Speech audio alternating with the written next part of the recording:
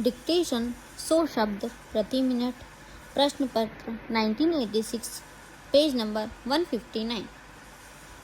Start. महोदय, मुझे इस बात का संतोष है कि राष्ट्रपति जी ने शिक्षा के बारे में अपने भाषण में इस वर्ष विशेष रूप से ध्यान दिया है।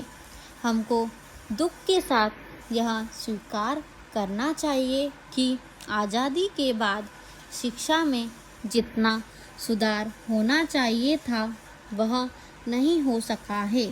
उसके कुछ भी कारण रहे हो, आर्थिक हो या दूसरे, लेकिन यह हमको मानना पड़ेगा कि शिक्षा के क्षेत्र में अभी बहुत कुछ काम करने को बाकी है।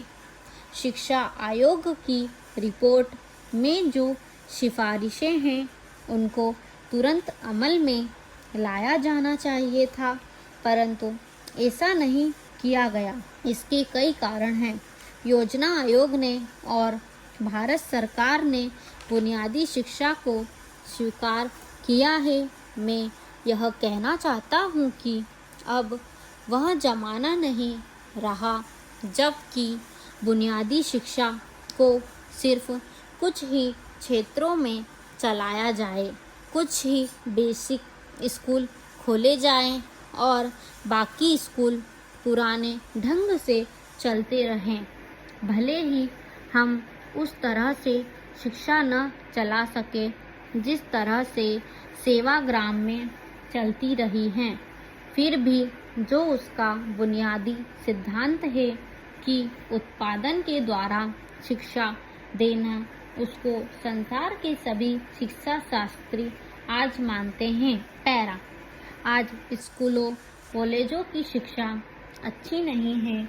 यह सभी जानते हैं कि आज की शिक्षा बच्चों को बेकार बना रही है। इसलिए मैं तो यह चाहता हूँ कि जो हमारी शिक्षा हो, जो स्कूल कॉलेज हो, उनमें बुनियादी शिक्षा का सिद्धांत ज़रूर लागू किया जाना चाहिए। यह नहीं होना चाहिए कि कुछ बेसिक स्कूल खोले जाए और बाकी सभी पुराने ढंग पर चलते रहे। आज जो बच्चे हैं उनकी पढ़ाई रुक जाती हैं, वे कॉलेज में नहीं जा सकते। मैं समझता हूँ कि हमारा शिक्षा मंत्रालय इसकी तरफ पूरा ध्यान देगा ताकि राष्ट्रपति जी ने अपनी भाषण में जो कुछ कहा है वह पूरा हो सके और शिक्षा के क्षेत्र में परिवर्तन हो सके। पैरा। हम यहाँ अक्सर कहते हैं कि जब नई सरकार आती है तो नया झंडा होना चाहिए, लेकिन मैं समझता हूँ कि नई सरकार के आने के साथ नई शिक्षा का आना भी बहुत ज़रूरी है। राष्ट्रपति जी के भाषण में दलित जातियों के बारे में भी जिक्र है। मैं उसको बहुत महत्वपूर्ण मानता हूँ। यद्यपि आज भारत स्वतंत्र है, लेकिन यदि हम हरिजनों की तरफ और जो आदिम जातियाँ हैं उनकी तरफ ध्यान नहीं देंगे तो सिर्फ सामाजिक ही नहीं, राजनीतिक उलझनों के खड़े होने का डर है। मुझे बहुत खुशी है कि गणतंत्र दिवस के अवसर पर दिल्ली में देश के कोने कोने से आदिवासी भाग ले रहे हैं।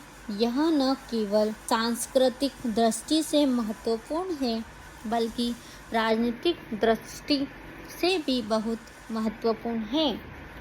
हमको समझना चाहिए कि जो आदिवासी लोग हैं, जो आदिवासी क्षेत्र है, वे भारत के अभिन्न अंग है।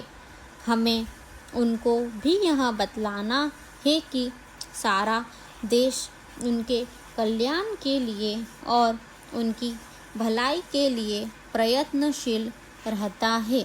स्टॉप।